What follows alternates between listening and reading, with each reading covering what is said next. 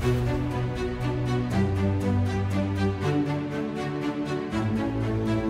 विद्यार्थी मित्रांनो, लक्षदीप अकॅडमी तुमचं सर्वांचं सहर्ष स्वागत. मित्रांनो, आज आपण ठाणे ग्रामीण ह्या ठिकाणचा पेपर बघणार आहोत. महत्त्वाचे प्रश्न आहे. ठाणे ग्रामीणचा पेपर अवघड होता, बऱ्यापैकी प्रश्न होते, मराठीचे एवढे काही नव्हते, पण जर आपण बघितलं बाकी ओव्हरऑल गणित वगैरे तर बऱ्यापैकी तिथे प्रश्न जे होते हेवी होते, अवघड होते. ओके, बघा पहिला प्रश्न काय, मी रस्त्यात पडलो, यातील पडलो हे क्रियापद कोणतं आहे? बघा, पडलो हे क्रियापद विचारलेलं त्यांनी. आता इथं काय ना, तुम्हाला पूर्ण वाक्याचा अर्थ समजला पाहिजे. सकर्मक, अकर्मक, द्विकर्मक यापैकी नाही कट झाला, द्विकर्मक कट झाला. द्विकर्मक का कट झाला? कारण ज्या वाक्यामध्ये दोन कर्म असतात, ज्या वाक्यामध्ये कमीत कमी किती असताना दोन कर्म असतात, त्याला काय म्हटलं जातं? द्विकर्मक असं म्हटलं जातं. ओके, मग इथं दोन कर्म आहे का? नाहीये. आता सकर्मक पण कट होईल का? तर वाक्यातील कर्त्याला ने प्रत्यय लावून बघायचा. वाक्य जर भूतकाळामध्ये गेलं तर ते काय असतं? सकर्मक असतं. आणि कर्त्यापासून क्रिया पुढे सरकलेली असते सकर्मक मध्ये. इथं क्रिया पुढे सरकली का? नाही सरकलेली. मग बघा, आता मी रस्त्यात पडलो, काय वाक्य? तर मी रस्त्यात पडलो. आता पडणारा कोण आहे? पडणारा मी आहे. पडण्याची क्रिया कोणावर घडते? माझ्या स्वतःवरच घडते. लागलं तर कोणाला लागणार आहे? मलाच लागणार आहे. म्हणून पर्याय क्रमांक 2 योग्य. पर्याय क्रमांक 2 काय त्याचं योग्य उत्तर, म्हणजेच ते काय तर आकर्मक आहे. ओके, चलो नेक्स्ट पुढचा प्रश्न बघा. तिचे गाणे गाऊन झाले. तिचे गाणे काय झाले? गाऊन झाले. ह्या वाक्यातील कर्मणी प्रयोगाचा प्रकार ओळखायचा. कर्मणी प्रयोगाचा प्रकार बघा, तिचे गाणे काय झाले तर गाऊन झाले ना. आता आपल्याला कर्मणी प्रयोग म्हटले ओळखायचं आहे. शक्यमध्ये काय असतं तर कर्त्याला स्वतःला काम करवतं. शक्यमध्ये काय असतं तर कर्त्याला स्वतःला काम करवतं. त्याच्यानंतर बघा पुढे, ओके, शक्यमध्ये स्वतःला काम करवतं. त्याच्यानंतर समापन मध्ये काम पूर्ण झालेलं असतं. गाऊन कर्मणी, गाऊन म्हणजे इथं गौण पाहिजे होतं, इथं काय पाहिजे होतं? गौण कर्मणी पाहिजे होतं, हे पण नाहीये. आणि नवीन मध्ये काय लागतो? कडून प्रत्यय लागतो. कोणाला प्रत्यय लागतो कडून? तर कर्त्याला प्रत्यय लागतो. कोणाला? कर्त्याला. ओके, मग तिचे गाणे काय झाले तर तिचे गाणे झाले गाऊन झालेले. म्हणजे क्रिया कशी झाली? क्रिया पूर्ण झाली. बघा, क्रिया पूर्ण झालेली आहे, पूर्ण झाली आहे क्रिया. मग जेव्हा क्रिया पूर्ण होते तेव्हा त्याला म्हटलं तर समापन कर्मणी. तेव्हा त्याला काय म्हटलं तर समापन कर्मणी. म्हणजे तिचे गाणे गाऊन झाले या वाक्यातील कर्मणी प्रयोगाचं उदाहरण आहे. पण कर्मणी मध्ये कोणतं आहे तर ते समापन आहे, कारण इथं ऊन ऊनचे प्रत्यय लागतात. बघा, ऊन किंवा ऊनचे प्रत्यय लागतात, म्हणून त्याला म्हणायचं समापन कर्मणी. पर्याय क्रमांक 3 त्याचं बरोबर आहे. ओके, नेक्स्ट बघा. चरणांबुज, चरणांबुज या सामासिक शब्दाचा समास ओळखायचा आहे. चरणांबुज उपपद, तत्पुरुष, कर्मधारय, बहुव्रीहि आणि द्वंद्व. बघा, चरणांबुज उपपद म्हणजे इथं इथं कोणता प्रत्यय लागतो? नारा प्रत्यय लागतो. कोणता प्रत्यय लागतो? नारा. बहुव्रीहि म्हणजे काय असतं? दोन्ही पदे महत्वाचे नसून जेव्हा तिसऱ्या पदाचा पद बोध होतो तेव्हा त्याला काय म्हटलं तर बहुव्रीहि म्हटलं तर, म्हणजे दोन तर नाहीये. मग राहिलं काय तुमचं? कर्मधारय आणि द्वंद्व. द्वंद्व पण नाहीये, याचं उत्तर आहे कर्मधारय. बरं, कर्मधारय का बरं? तर बघा, कर्मधारयाची व्याख्या जाणून घ्या आधी काय, आणि मग त्यानंतर आपण बघू. बघा, या प्रकारातील सामासिक शब्दाचं विग्रह केल्यावर बघा, दोन्ही पदे प्रथम अविभक्तीत असतात. दोन्ही पदे कोणत्या विभक्तीमध्ये? प्रथम विभक्तीत असतात. आणि बघा, या पदांचा संबंध विशेषण, विशेष्य किंवा विशेषण या स्वरूपाचा असतो, म्हणून या समासाला काय म्हटलं जातं तर कर्मधारय समास म्हणतं. परत आपण घेऊ एकदा, काही हरकत नाहीये. या प्रकारातील सामासिक शब्दाचा विग्रह केल्यावर दोन्ही पदे नेहमी प्रथम अविभक्तीमध्ये असतात आणि या दोन्ही पदांचा संबंध विशेषण किंवा विशेष्य ह्या स्वरूपाचा असतो, म्हणून या समासाला कर्मधारय. म्हणजे दोन्ही विभक्त्या कोणत्या असणार आहे तर बघा, दोन्ही विभक्त असणार तुमच्या प्रथमा. बघा, आता इथं महाराज, महाराज, महान असा राजा, महान असा राजा, कोणती विभक्ती आली तुमची? प्रथम आली दोन्हींची. ओके, पितांबर, बघा, पिवळे असे वस्त्र, दोघांची विभक्ती कोणती आली तुमची? प्रथमा. महाराष्ट्र, महान असे राष्ट्र, दोन्हींची विभक्ती कोणती आली तुमची? प्रथमा. काळे मांजर, काळे असे मांजर, दोन्हींची विभक्ती कोणती आली बाळांनो? तर प्रथम आली. म्हणून याला म्हणायचं काय तर कर्मधारय समास. म्हणून याला काय म्हणायचं? कर्मधारय समास असं म्हणायचं. ओके, चलो नेक्स्ट बघा. खाली दिलेल्या विधानांपैकी विशेषण वाक्य असणारा पर्याय निवडा. आम्ही स्पर्धेत हारलो ही वार्ता खरी आहे. जेथे जातो तेथे तू माझा सांगती, गुरुजी म्हणाले की एकी हेच बळ आणि जे चकाकते ते सारे सोने नसते. अ ब क, फक्त ब क बरोबर, फक्त क बरोबर आणि फक्त ड बरोबर. आता आम्ही स्पर्धेमध्ये काय ना हारलो ही वार्ता खरी आहे, ही विशेषण वाक्य नाहीये.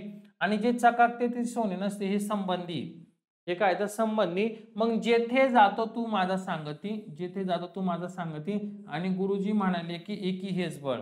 गुरुजी म्हणाले की एकी हेच बळ, पर्याय क्रमांक 2 बरोबर आहे. फक्त ब आणि क बरोबर आहे. फक्त ब आणि क काय तर बरोबर आहे, याचं योग्य उत्तर असणार. ओके, चलो नेक्स्ट. इंद्रवजा. इंद्रवजा हे वृत्त कोणते, त्यात किती अक्षरे असतात बघा, किती अक्षरे असतात व त्याच्यामध्ये यती कितव्या अक्षरावर असते. इंद्रवजा हे वृत्त कोणतं आहे असं म्हणलेले त्यांनी. त्याच्यानंतर काय म्हणलंय रे इथं, तर अक्षरे किती असतात, किती अक्षरे असतात आणि त्याच्यानंतर काय म्हणलंय, त्यानंतर काय म्हणलंय अक्षरे किती आणि त्याच्यामुळे यती किती राहणार आहे. तर याचं योग्य उत्तर काय माहिती का, हे इंद्र वजा हे अक्षर गणवृत्त आहे. सगळ्यात पहिला मुद्दा हा काय आहे तर हे अक्षर गणवृत्त आहे. याच्यामध्ये अक्षरे किती असतात, 11. 11 अक्षरे असतात आणि यती कितव्या अक्षरावर राहते, 5व्या. यती किती अक्षर असते तर 5व्या. बघा इंद्रवजा हे वृत्त कोणते तर अक्षर गणवृत्त आहे, अक्षर गणवृत्त. त्यानंतर इथं बघा, इथं कितव्या अक्षरावर असणारे अक्षर किती असणारे 11 आणि यती किती असणारे तर 5 असणारे. यती किती असणारे 5. ओके, चलो नेक्स्ट. बघा अक्षरे काय, अक्षरे आहे तुमची 11. गण बघा त त ज आणि ग ग, हे त्याची इंद्रवजाचे. ओके, गण काय तर त त ज ग ग आणि यती तुमचे नेहमी किती अक्षर असणारे 5व्या अक्षरावर असतात. ओके, हे त्याचं पर्याय क्रमांक 1 काय तर बरोबर उत्तर आहे. चलो नेक्स्ट. बघा योग्य शब्द निवडायचा. योग्य शब्द आशीर्वाद म्हणजे योग्य शब्द म्हणजे काय तर तुम्हाला निवडायचा शुद्ध शब्द. मला काय निवडायचं आहे, शुद्ध शब्द निवडायचा. ओके, आता बघा आशीर्वाद शब्द कसा लिहिता, बघा आशीर्वाद, आशीर्वाद हे बघा असा लिहिता. म्हणजे श ला दुसरी विरांटी आणि व वर रफर दिला जातो. हा झाला तुमचा आशीर्वाद. पर्याय क्रमांक 4 हे बरोबर आहे. काय तर पर्याय क्रमांक 4 हे त्याचं काय योग्य उत्तर असणार आहे. Okay, next. पुढील पुढील बघा पद्य पंक्तीतील अलंकार ओळखा. अरे वेड्या सोन चाफ्या काय तुझा रे बहर, नाही पाहिलीस माझी चाफेकळी सोन गौर. बघा अरे वेड्या सोनचाफ्या काय तुझा रे बहर, नाही पाहिलीस माझी चाफेकळी सोन गौर. अनुप्रास, रूपक, चेतना गुणोक्ती आणि अन्योक्ती.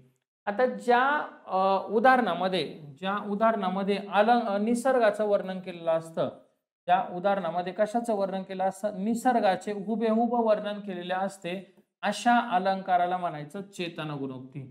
अशा अलंकाराला काय म्हणायचं, चेतना गुणोक्ती. अनुप्रास म्हणजे एकाच अक्षराची फोड करणे. रूपक म्हणजे एका काय ना उपमेय आणि उपमान एकच असतं रूपक मध्ये. अन्योक्ती म्हणजे एकाला उद्देशून दुसऱ्याला बोलणे. आणि चेतना गुणोक्ती म्हणजे कोणाचं वर्णन केलेलं असणार आहे तर निसर्गाचे वर्णन केलेले असते, निसर्गाचे वर्णन. मग आपण आणखीन बघूया चेतना गुणोक्तीचे काय उदाहरणं घेतलेत मी ऍड करून, कारण तुम्हाला फायदा झाला पाहिजे. बघा काय आता उदाहरणं, निर्जीव तसेच म्हणजे पहिले व्याख्या बघा. हा, निर्जीव तसेच मानवीकृत कल्पना ह्या सजीवांप्रमाणे कृती करतात, असा जेव्हा आरोप केला जातो तेव्हा चेतना गुणोक्ती अलंकार. बघा निर्जीव तसेच मानवीकृत कल्पना सजीवांप्रमाणे कृती करतात असा जेव्हा आरोप केला जातो तेव्हा चेतना गुणोक्ती अलंकार होतो. कुटुंब वत्सल इथे फणस हा, कटी खांद्यावर घेऊन बाळे, दोखी अलगत घरे उचलती काळोख्याच्या उशीवरुनी. बघा कुटुंब वत्सल इथे फणस हा, कटी खांद्यावर घेऊन बाळे, दोखी अलगत घरे उचलती काळोख्याच्या उशीवरुनी. ही उदाहरणं पण लक्षात ठेवा. कशाचे येतं, चेतना गुणोक्तीचे. हा लक्षात असू द्या, म्हणजे काय ना तुम्हाला याचा फायदा आला पाहिजे. परीक्षेला गेले ते उदाहरण नाही आलं तर हे येऊ शकतं, तर त्याप्रमाणे आपल्याला अभ्यास करायचा आहे. ओके, चलो नेक्स्ट. बघा मऊ मेनाहुनी, मऊ मेनाहुनी आम्ही विष्णुदास कठीण वज्रास भेदू असे. अलंकार ओळखायचा आहे तुम्हाला. मऊ मेनाहुनी म्हणलेले. हा, इथं हुनी लक्षात ठेवायचं, हुनी लक्षात ठेवायचं. का बरं तर बघा अनन्वय म्हणजे काय रे, सगळ्यात पहिले तर त्याच्यासारखा तोच, त्याच्यासारखा तोच. इथं आहे का छत्रपती शिवाजी महाराजांसारखे छत्रपती शिवाजी महाराज. ओके, ताजमहल एकच आहे, ताजमहल एकच असणार बरोबर ना. मग त्याच्यासारखा तोच इथं आहे का, तसं नाहीये. अर्थांतरण्यास म्हणजे एखादं समजण्यासाठी आणखीन एका गोष्टीचा तुम्हाला दाखला दिला जातो त्याला अर्थांतर म्हटलं तर श्लेष म्हणजे एका शब्दाचे दोन अर्थ. श्रीकृष्ण नवरा, मी नवरी, शिशुपाल नवरा, मी नवरी, असे एका शब्दाचे दोन अर्थ त्याला म्हटलं जातं श्लेष म्हटलं जातं. ओके, एका शब्दाचे दोन अर्थ. ओके, याला म्हटलं तर श्लेष. आणि व्यतिरेक अलंकार म्हणजे काय राहतं? हुनी. व्यतिरेक अलंकार म्हणजे काय राहतं? हुन प्रत्यय लागता. म्हणजे उपमेय हे उपमानापेक्षा श्रेष्ठ ज्याच्यामध्ये दाखवलं जातं असं टप्प्याटप्प्याने वाढलं जातं तेव्हा त्याला म्हटलं जातं व्यतिरेक अलंकार. याच्यामध्ये हुनीचे प्रत्यय असं लक्षात असू द्या. ओके, बघा, मऊ मेना हुनी, आम्ही विष्णुदास कठीण वज्रास भेदू असे. म्हणजे हा तुमचा कोणता अलंकार झाला तर तुमचा व्यतिरेक अलंकार आहे. ओके, चलो नेक्स्ट. हा इथं पुढचा. खालीलपैकी कोणत्या विभक्तीला उपपदार्थ नाही म्हटलेले आहे? प्रथमा, द्वितीया, तृतीया आणि चतुर्थी. तर खालीलपैकी द्वितीया ह्या विभक्तीला उपपदार्थ नाही. द्वितीयाला काय तर उपपदार्थ नाही. बरं का नाहीये तर ते पण जाणून घ्या. बघा, कर्त्याची कर्मावर क्रिया घडत असेल व कर्माला सलानाते प्रत्यय असतील व दानाचा भेटीचा संबंध नसेल, दानाचा किंवा भेटीचा संबंध नसेल तर कर्माची विभक्ती द्वितीया मानावी. परंतु कर्माला प्रत्यय नसल्यास प्रथमा मानावी. परंतु कर्माला जर प्रत्यय नसेल तर काय मानायची? प्रथमा. द्वितीया फक्त कर्मस्थानी येऊ शकते. द्वितीयाला फक्त काय ना कर्म असेल तरच येऊ शकतं. कर्म सोडून इतर कोणत्याही शब्दाची विभक्तीला द्वितीया नसते. म्हणजे कर्म नसेल तर द्वितीया राहणार नाही, कारण दोन्ही ठिकाणी सलाते सलानते. म्हणून द्वितीयाला उपपदार्थ नाही. म्हणून द्वितीयाला काय उपपदार्थ नाही. म्हणजे ज्याच्यामध्ये कर्म आहे तेच द्वितीय विभक्तीचं उदाहरण असणार आहे. ज्यामध्ये कर्म आहे ते काय तर द्वितीय विभक्तीचं उदाहरण असणार आहे, इतरचं राहणार नाही. म्हणून द्वितीयाला उपपदार्थ नाही म्हटलेलं आहे. ओके, चलो नेक्स्ट. उलटी अंबारी हाती येणे या वाक्यप्रचाराचा अर्थ काय? उलटी अंबारी हाती येणे, उलटी होणे, कधी कोणाला काही न देणे, भीक मागण्याची पाळी येणे, अतिश्रमामुळे त्रास होणे. तर उलटी अंबारी हात येणे म्हणजे काय असतं बघा, तर भीक मागण्याची वेळ येणे. काय तर भीक मागण्याची वेळ येणे एखाद्यावर, त्याला म्हणायचं उलटी अंबारी हाती येणे. म्हणजे त्याच्यावरती परिस्थिती आली का त्याला भीक मागायची वेळ आली. नदी या शब्दाचा समानार्थी शब्द नवीन, अपगा, तारा, नववेत. बघा, नवीन पण नाहीये, तारा नाहीये आणि नववेत पण नाहीये. तर अपगा हे आहे. अपगा नदी या शब्दाचा समानार्थी शब्द काय तर अपगा. पर्याय क्रमांक 2 हे त्याचं योग्य उत्तर आहे. ओके, चलो नेक्स्ट. नियंत्रित या शब्दाच्या विरुद्धार्थी काय? आता नियंत्रित आहे, नियंत्रित त्याच्या अनियंत्रित येईल का? नियंत्रितच्या विरुद्धार्थी नाही. आगंतुक विरुद्धार्थी शब्द कोणता? बघा, अनियमित, पक्षपाती, अनियंत्रित आणि आगंतुक. तर नियंत्रितच्या विरुद्धार्थी पेपरला आगंतुक उत्तर दिलेले आहे. याच्यामध्ये काही चेंजेस असेल तर आपण एखादा प्रश्न आपण नंतर बघूया. पण सध्याला एवढं लक्षात ठेवा, नियंत्रितच्या विरुद्धार्थी काय दिलेलं आहे? आगंतुक दिलेलं आहे. ओके, चलो पुस्तकात जे दिले आपण ते घेतोय.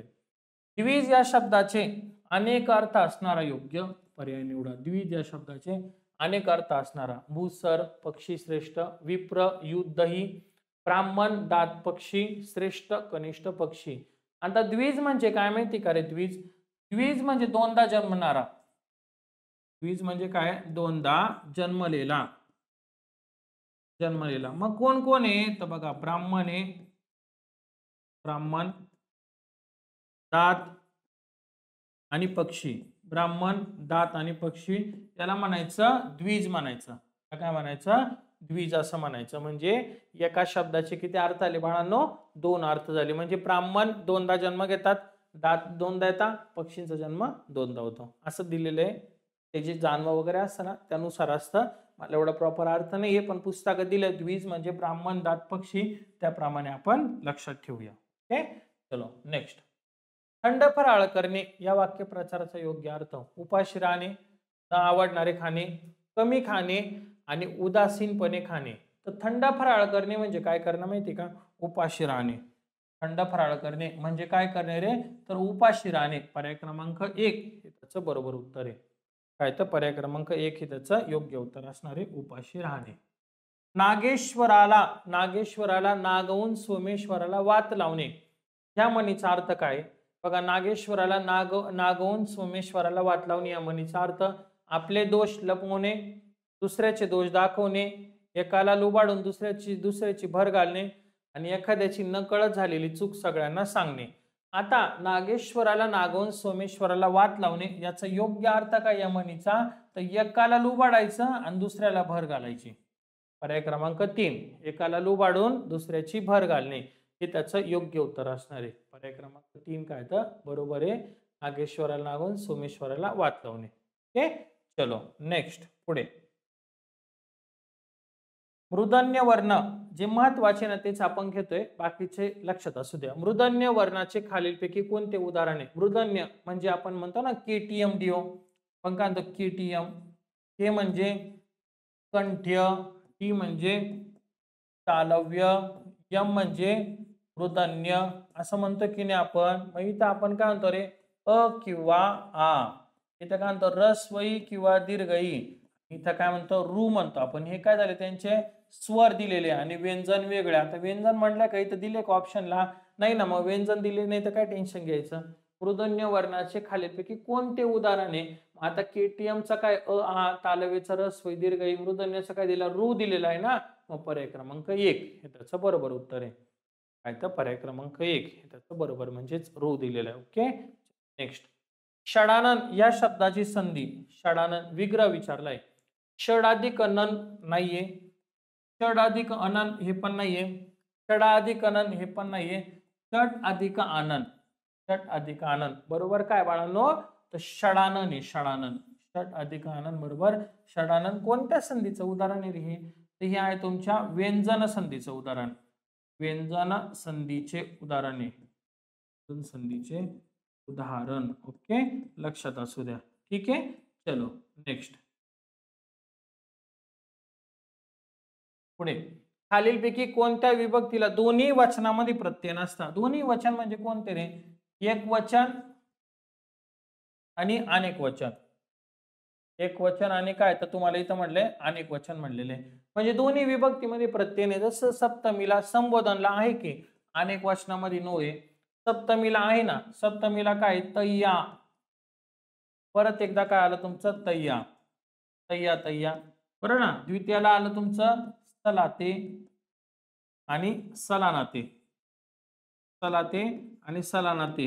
आणि प्रथमाला प्रत्यय, प्रत्यय नाही. इथं पण तुम्हाला काय प्रत्यय नाही, इथं प्रथमाला आहे का नाहीये, म्हणून पर्याय क्रमांक 4 हे त्याचं बरोबर आहे.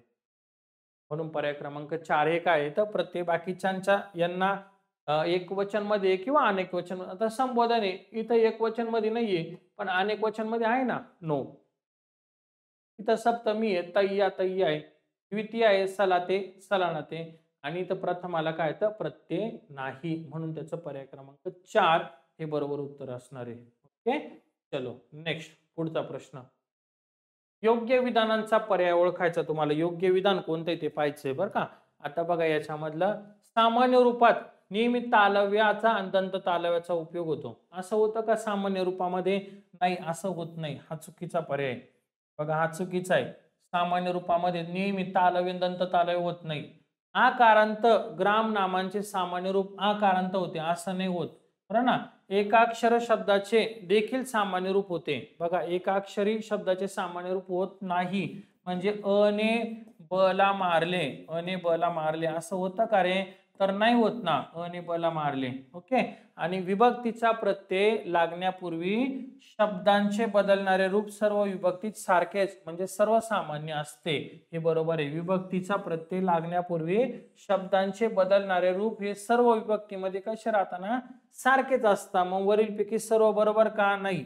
अबक का नाही? वरीलपैकी एक पण नाही, फक्त 4 बरोबर आहे. 4 विभक्तीचा प्रत्यय लागण्यापूर्वी शब्दाचे बदलणारे रूप, शब्द जो आहे त्याचे बदलणारे रूप हे सर्व विभक्तीमध्ये कसे राहतात बाळांनो? सारखेच राहतात, म्हणजे सर्वसामान्य असतात. पर्याय क्रमांक 4 बरोबर आहे. ओके, चलो नेक्स्ट पुढं. श्रीकृष्ण नवरा मी नवरी, शिशुपाल नवरा मी नवरी या वाक्यातील तुम्हाला अलंकार ओळखायचा आहे. या वाक्यातील काय करायचं तुम्हाला? अलंकार मी सुरुवातीला सांगितलं होतं. हे बघा इथं नवरी या शब्दाचा अर्थ, इथं नवरी म्हणजे काय? तर होणारी वधू वगैरे. ओके. आणि इथं न वरी, इथं काय म्हटलंय, न वरी म्हणजे लग्न न करणे, तर लग्न न करणे. आणि इथं काय झालं तुमचं, लग्न करणे. लग्न करणे म्हणजे जर श्रीकृष्ण नवरा असेल तर मी नवरी होण्यासाठी तयार आहे, असं ह्या वाक्याचा अर्थ आहे. आणि शिशुपाल असेल तर नवरी होण्यासाठी तयार नाहीये. मग जेव्हा एका शब्दाचे दोन अर्थ निघतात तेव्हा त्याला श्लेष अलंकार म्हणतात. तेव्हा त्याला काय म्हणतात, तर श्लेष अलंकार म्हणतात, म्हणजे अर्थश्लेष. हेच काय, अर्थश्लेष. अनुप्रास म्हणजे काय, एकाच अक्षराची पुनरावृत्ती, एकाच अक्षराची पुनरावृत्ती, त्याला म्हणतात अनुप्रास. उपमा म्हणजे कोणते शब्द येतात रे, सम, समान, सारखा, प्रमाणे, परिगत, प्रमाणे, परिगत. ओके. आणि उत्प्रेक्षा म्हणजे काय करणे, तर कल्पना करणे. उत्प्रेक्षा म्हणजे कल्पना करणे, म्हणजे जणू, जणू काय, जणू, जणू काय, गमे वाटे भासे की, गमे वाटे भासे की, जणू, जणू काय, गमे वाटे भासे की. ओके. आता याचं योग्य उत्तर काय असणार आहे, तर पर्याय क्रमांक 2 हे बरोबर. ओके. नेक्स्ट. गाई पाण्यावर काय म्हणून आल्या, काग गंगा यमुनाही मिळाल्या, या पितरांच्या चित्त चारोटीला, कोण माझ्या बोलले गोरटीला. वृत्त ओळखायचं. वृत्त, आता वृत्त शक्यतो काय करा माहितीये का, डायरेक्ट पाठ करून ठेवा उदाहरण, कारण जास्त तुम्ही किती केलं थोडं किचकट इव्हेंट येतो किंवा किचकट विषय येतो, लक्षात येत नाही. त्याच्यामुळे डायरेक्ट काय करायचं, रट्टा मारून ठेवायचं. उदाहरण, आता हा प्रश्न आलेला आहे, हा ऍज इट इज जर आला तर लक्षात ठेवा याचं योग्य उत्तर काय, तर दिंडी याचं योग्य उत्तर आहे. ओके.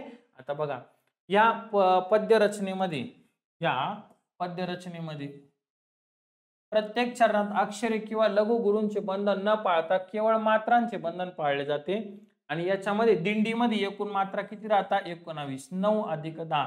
आणि यती कितव्या मात्र्यावर राहते, 9व्या मात्र्यावर असते. एवढं पाठ करून ठेवा फक्त. ओके. यती एकूण मात्रा 19, 9 अधिक 10. आणि यती कितव्या मात्र्यावर असणार तुमची, तर 9व्याच्या असणार आहे. पुढे, पुढील पैकी देशी शब्द घमेले, परात, हाड आणि चाबी. ओके. आता इथं पुढील पैकी आपल्याला काय म्हणले बाळांनो, देशी शब्द म्हणले. देशी शब्द, आता देशी शब्द मी तुम्हाला शिकवलेले ट्रिक मध्ये सांगितलेले मराठी व्याकरणाच्या, काय सांगितलं होतं, तर एकूण हाड जे आहे ना, हाड आपलं हे असतं देशी शब्द. म्हणजे गुडघ्यातलं हाड, शेतकरी होता बघा, त्याचं गुडघ्यातलं हाड दुखायला लागलं, बरोबर, मग त्याने गोळी घेतली, तो झोपून घेतला. असं ट्रिकनुसार पूर्ण देशी शब्दांची दिली तुम्हाला. कुठं दिली, तर संपूर्ण पोलीस भरती बॅच मध्ये. संपूर्ण पोलीस भरती ह्या बॅच मध्ये तुम्हाला काय दिलेली, तर ही ट्रिक दिलेली, त्यानुसार तुम्ही एकदा बघून घ्या. मग हाड हा शब्द कोणता आहे तुमचा, तर हाड हा शब्द आहे तुमचा देशी शब्द आहे. हा शब्द कोणता आहे, तर देशी. ओके. चलो नेक्स्ट. चक्रपाणी, लक्ष्मीकांत, नीलकंठ ही कोणत्या समासाची उदाहरणे आहे. चक्रपाणी, लक्ष्मीकांत, नीलकंठ ही कोणत्या समासाची, अव्ययभाव, बंद, तत्पुरुष आणि बहुव्रीहि. आता चक्रपाणी, तुम्हाला एक गोष्ट लक्षात ठेवा, जेव्हा दोन्ही पदे महत्वाचे नसून तिसऱ्या पदाचा जेव्हा बोध होतो तेव्हा त्याला काय म्हटलं जातं, तर बहुव्रीहि म्हटलं जातं. उदाहरणार्थ चक्रपाणीच घेऊ आपण. बघा, चक्र आहे, चक्र आहे पाणी, ज्याचा असा तो, कोण रे, तर विष्णू. आता बघा, हे झालं तुमचं पहिलं पद, पहिलं पद. हे झालं तुमचं दुसरं पद. ओके. चक्र आहे पाणी आणि असा तो, कोण रे, तर विष्णू. हा झाला विष्णू. हे झालं तिसरं पद. मग जेव्हा असं दोन्ही पदे महत्वाचे नसून तिसऱ्या पदाचा बोध होतो ना, तेव्हा त्याला काय म्हणतात, तर बहुव्रीहि म्हणतात. पर्याय क्रमांक 4 बघा, लक्ष्मीकांत, लक्ष्मी आहे कांता, कांता, ज्याची, ज्याची असा तो, ज्याची असा तो म्हणजे कोण रे, तर विष्णू. आणि नीळकंठ, निळा आहे, निळा आहे कंठ, ज्याचा असा तो म्हणजे कोण, तर शंकर. निळा आहे कंठ, ज्याचा असा तो म्हणजे कोण, शंकर.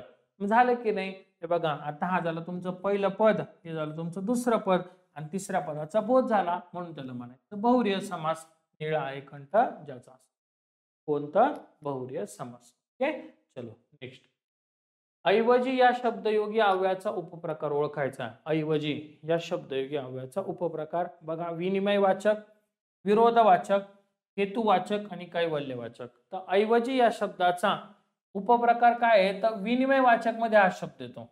शब्दयोगीच्या कशामध्ये येतो? तर विनिमय वाचक मध्ये येतो. बघा आता लक्ष द्या इकडं. हा आता एका वस्तूच्या बद्दल दुसरी वस्तू म्हणजे तिथं ऐवजी, जागी, बदली, मोबदला हे सगळे शब्द येतात. विनिमयवाचक म्हणजे काय? एका वस्तूच्या बद्दल काय करायचं? दुसरी बद्दल, दुसरी काय तर वस्तू द्यायची त्याला, म्हणजे त्याला म्हणायचं बद्दल वगैरे. तर त्याला ऐवजी, जागी, बदली, मोबदला हे सगळे शब्द येतात. मग बघा, साखरेऐवजी गुळ द्या. साखरेऐवजी काय तर गुळ घ्या. सचिनच्या जागी धोनीला खेळवणे काय तर धोकादायक ठरू शकते. म्हणजे बघा इथं तुम्हाला जागी शब्द आलेला, याला म्हणायचं विनिमयवाचक. तर विनिमयवाचक अशा प्रकारे आपले आजचे ठाणे ग्रामीणचे 25 प्रश्न काय झाले बाळांनो? तर ते सर्वच्या सर्व पूर्ण झाले. ओके, 24 प्रश्न होते, पूर्ण घेतले. आता आपला पुढचा जिल्हा असणार आहे. व्यवस्थित अभ्यास करा, सगळ्यांनी डेडिकेशन ठेवा. संपूर्ण बॅच पण करा आणि PYQ पण करा. 2 बॅच सफिशियंट आहे. एवढा बॅच म्हणून तुमचा चांगला रिझल्ट भेटणार तुम्हाला. ओके, चलो आजचं लेक्चर आपण इथंच थांबूया. लवकरच आपण पुढील लेक्चरला भेटू. धन्यवाद.